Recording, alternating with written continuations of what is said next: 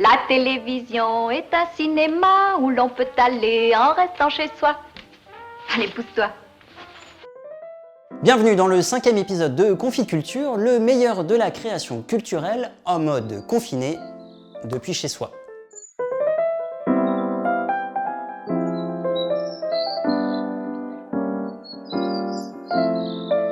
Des initiatives, de la réflexion et des conseils pour passer le temps en se changeant les idées, ou l'inverse. Au sommaire cette semaine, on va réfléchir à comment travailler depuis chez soi, on débusque de nouvelles pépites ciné sur les plateformes de streaming, on partage le confinement avec des rockstars, et on rit, mais confiné. Comme d'habitude, les liens sont dans la description de cette vidéo. Avouez-le, au début de ce confinement qui oblige beaucoup d'entre nous à télétravailler depuis leur domicile, vous vous êtes sûrement dit « Chouette, je vais pouvoir bosser en pyjama », avant sûrement de vite déchanter.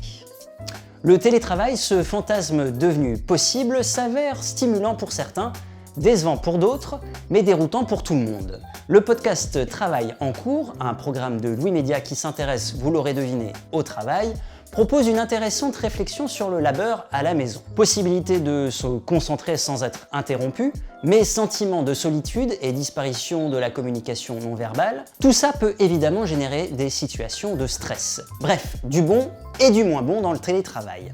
Mais le télétravail ne fonctionnait pas si on ne se voyait pas de temps en temps. Ça, c'était pas négociable. Mais je pense que le télétravail, c'est ce qui se passe entre deux fois où on se voit face à face. Il faut jamais oublier de se voir. Des témoignages de pratiquants aguerris pour nous, débutants sans expérience. Entre deux conf calls et des mails à répondre à Zap, accordons-nous un petit instant de poésie en compagnie de l'artiste Pascal Perret. Confinée chez elle, cette Parisienne garnit son compte Instagram et son atelier du 9e arrondissement d'oiseaux en origami. Un volatile en papier, c'est plus poétique que les croix sur un calendrier pour compter les jours qui passent, nous dit-elle. Ces origamis ont la particularité d'être réalisés avec du papier tiré d'exemplaires de Télérama Sortir. Une jolie manière de faire vivre le supplément de votre magazine préféré qui fera bientôt son retour dans les kiosques d'Île-de-France. Qui a dit que les plateformes de streaming manquaient de films d'auteur? C'est en voie de changement. L'offre autoriste de Netflix se renforce. Le mastodonte de la SVOD a signé un partenariat avec le distributeur français MK2 qui lui permet de plonger dans son catalogue plutôt bien garni. Depuis le 24 avril, 12 des 21 films de François Truffaut trouvent désormais domicile sur Netflix. Une invitation à découvrir ou redécouvrir la saga Antoine Doinel, à commencer par les 400 coups, mais aussi Jules et Jim, le dernier métro, ou les deux Anglaises et le continent. Antoine Doinel, Antoine Doinel, Antoine Doinel, Antoine Doinel, Antoine Doinel, Antoine Doinel, Antoine Doinel, Antoine Doinel. Et pour ne pas se perdre là-dedans, Télérama a pensé à vous. N'hésitez pas à consulter notre classement de tous les films de l'un des maîtres de la nouvelle vague. On vous met le lien ci-dessous. D'autres grands films de Jacques Demy, David Lynch, Alain Resnais, Emir Kusturica, Michael Haneke ou Xavier Dolan vont aussi faire leur arrivée sur la plateforme. Un peu de patience. Les festivals d'été tombent comme des mouches. Ce n'est pas demain qu'on se retrouvera devant un concert de rockstar.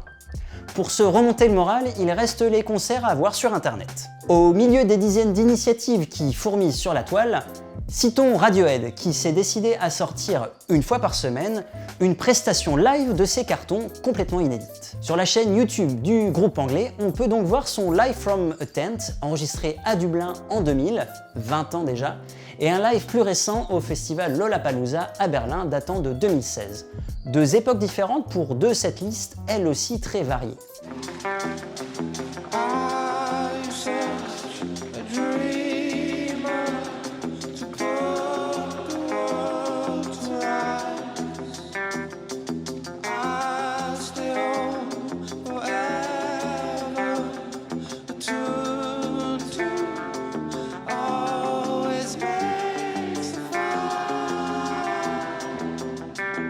De quoi parcourir leur riche discographie et nous rappeler l'implication que mettent Thom Yorke et sa bande sur scène. Et oui, ne vous inquiétez pas, ils jouent Creep à un moment. On passe de la fosse des concerts au Cévennes, direction la maison de Pierre-Emmanuel Barré. Tous les jours, en vidéo, cette grande gueule l'ouvre dans son journal du confinement. Hein? Benjamin Griveaux abandonne la course à la mairie de Paris? Ouais, comme je sors pas pour acheter le journal, j'aime bien relire mes numéros préférés. Oh là là là là! Apparemment, il y a un virus en Chine qui risque d'arriver en France. Cet autoproclamé sale con peut ne pas plaire à tout le monde, avec son humour cynique, parfois poussif, mais souvent pertinent quand il parle de la gestion de cette crise par le gouvernement. Oui, je sais, Macron a parlé hier, mais je m'en fous. Moi, de toute façon, Emmanuel, tant qu'il vient pas à la télé pour demander pardon en se mettant des petites claques comme ça humiliantes sur le visage, je ne l'écoute pas, je boycotte. Il faut reconnaître que sa verve et sa manière de mettre en scène son confinement façon fin du monde, accompagné de sa femme et de son chien, ont de quoi faire mouche. Avec une vidéo par jour depuis bientôt 40 jours, on peut dire que Pierre-Emmanuel Barré tient bon la barre. Excellent! C'est tout pour notre sélection cette semaine. Retrouvez tous les liens dans la description de la vidéo et n'oubliez pas de vous abonner à la chaîne YouTube de Télérama. Je vous transmets plein de force et de positivité pour cette période vraiment chelou. A bientôt dans mon salon et dans Confit Culture. Salut! Chouette, je vais pouvoir bosser en pyjama.